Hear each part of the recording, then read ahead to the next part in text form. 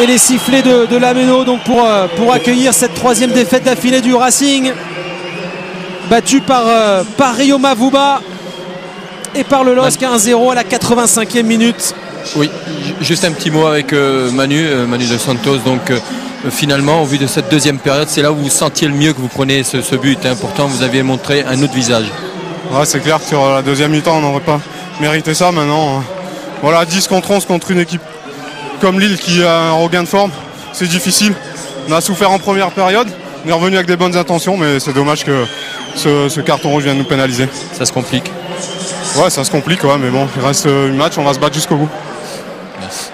Ouais, ça se complique, c'est pas terminé, c'est pas fini évidemment pour le Racing. On va voir on découvrira les résultats tout à l'heure. Le Racing Club de Strasbourg qui peut toujours évidemment se maintenir en Ligue 1, mais c'est vrai que le coup de pompe se confirme pour les Alsaciens qui viennent d'enchaîner 5 défaites pour une seule victoire sur les 6 dernières journées. C'est vrai que c'est un peu un coup dur, notamment aujourd'hui, par rapport à ce qu'ils ont démontré. Il y a eu de l'envie, il y a eu de la combativité, il y a tout eu en deuxième période. On a même vu des occasions, même quand ils étaient à 10. Et puis sur un contre, ben voilà, il y a une équipe plus efficace que l'autre aujourd'hui. C'est toujours ça, quand on est dans le bas du classement, on a du mal à retrouver la réussite.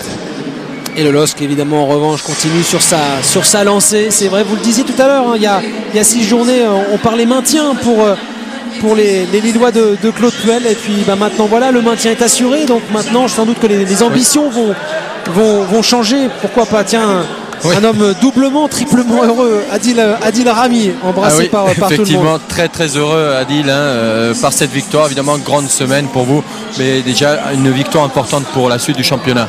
Ouais, non, c'est vrai que l'année 2008 pour nous elle est favorable, c'est que du bonheur. Et puis voilà quoi. Je dirais la première début de saison, première partie. Récupère, il y a Clairefontaine mercredi. Les matchs allés, on les a mal, gérés. Même si on méritait souvent de gagner. Et puis là, ça paye. Justement, il parlait de Clairefontaine. Pour vous, c'est aussi une semaine magnifique avec cette sélection en équipe de France. C'est que du bonheur. C'est magnifique. L'année 2008, elle est vraiment à mon honneur. C'est vos copains Fréjus qui doivent être heureux de ce qui vous arrive, justement. Ouais, j'ai eu pas mal de messages et d'appels. D'ailleurs, s'ils me voient ce soir, je vous rappellerai. Vous inquiétez pas. Ouais, parce qu'il a coupé son téléphone, c'est ça? Ouais.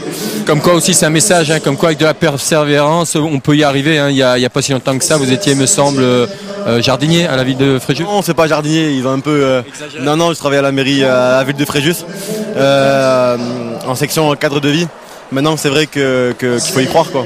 Faut jamais baisser les bras et puis avancer. Félicitations. Merci beaucoup. Ouais. Bon coup réalisé là par le LOSC avec Adil Rami. Bon coup tout simplement ce soir. Donc Lille qui s'impose à Strasbourg 1-0 grâce à un but de Mavuba. On va revoir évidemment ce qui s'est passé en seconde période. On l'a dit, avec une première période largement dominée par les Lillois et puis une deuxième totalement différente. C'est vrai que tout a basculé à la 55e minute sur ce tacle les deux pieds décollés de Rodrigo, exclu logiquement par M. Picirillo. Oui, complètement. Alors on a l'impression, on aurait pu penser que ça allait être défavorable aux Strasbourgeois, et curieusement, c'est à ce moment-là qu'ils ont commencé à jouer, ils ont commencé à se libérer. On voit la détresse bien entendu de Rodrigo, car il sait qu'il a laissé son équipe dans une situation délicate, mais ce n'est pas pour autant que les Strasbourgeois ont relâché, bien au contraire. Vous avez dit que l'entrée de Johansen ensuite a fait la différence. On l'a vu avec, c'est vrai, Strasbourg dominateur, à l'image ici de cette frappe trop croisée de Fanchon qui, regardez, frôle vraiment le poteau de Tony Sylvain. Oui, complètement, on l'a vu bien à l'œuvre. Il était un petit peu mieux Fanchon en deuxième période, car il est rentré vers l'intérieur et ses frappes en tout cas n'ont pas trouvé de réussite. Alors c'est au tour du LOSC de Claude Puel de faire le dos rond. Une réaction ici sur ce corner d'Obraniak en deux temps.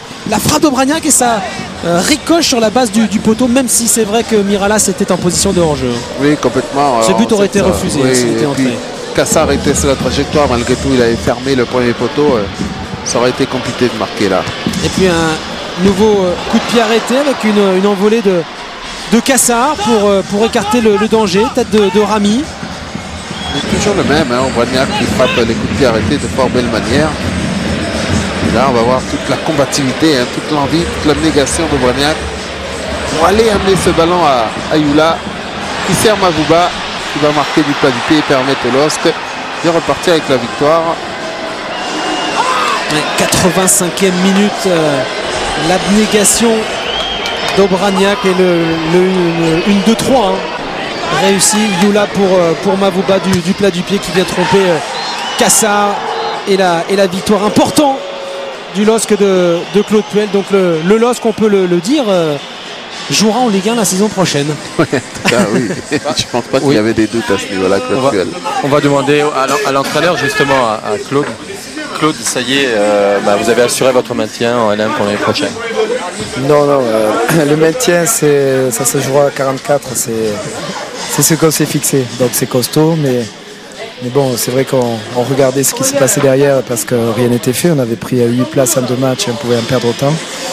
Donc il y avait ce souci-là et puis également la perspective de pouvoir viser plus haut. C'est justement le cas maintenant, vous avez aligné. C'est ce qu'on s'était dit avant ce match. On voulait avoir de l'ambition et surtout que le groupe et l'équipe se déterminent et aillent chercher cette victoire. Et on savait que ça allait être très difficile après 120 minutes, il n'y a même pas 3 jours en Coupe de France. Donc c'était très très dur, on a beaucoup souffert.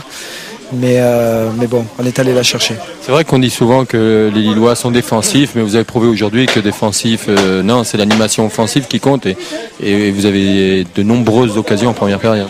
Non, mais on n'est pas défensif. Après, c'est des paroles. Nous, on est costaud. On sait qu'on est costaud sur le plan défensif parce qu'on a de bons défenseurs, on a de bonnes récupérations collectives. Mais on sait qu'on est aussi habile avec le jeu et avec le ballon et on ne le dit pas assez souvent. Et on se procure toujours beaucoup d'occasions dans tous nos matchs. Donc, c'est sûr qu'il faut qu'on trouve l'équilibre et qu'on soit un peu plus agressif dans le dernier geste. Et surtout ce qui nous a manqué pour avoir un peu plus de points et matérialiser un peu plus de matchs nuls en victoire. Mais il y a toujours eu de la qualité dans nos matchs et il faut continuer comme ça. Qualité dans les matchs et aussi qualité des joueurs, notamment avec les nouveaux sélectionnés de l'équipe de France. Les joueurs progressent. On a une bonne petite équipe. Il y a eu beaucoup de progression individuelle et collective depuis le début de saison.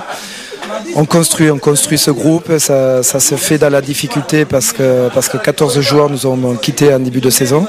Donc il faut tout reconstruire avec des jeunes joueurs, leur donner confiance, qui puissent se libérer également. Il y a encore des paliers à franchir, mais c'est un groupe qui est intéressant pour l'avenir.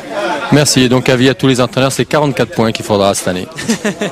Et ouais. C'est toujours un défi de plus. Claude Puel aime les défis, mais en tout cas la bonne nouvelle pour le LOSC, c'est que le LOSC trouve un peu de régularité. Les résultats.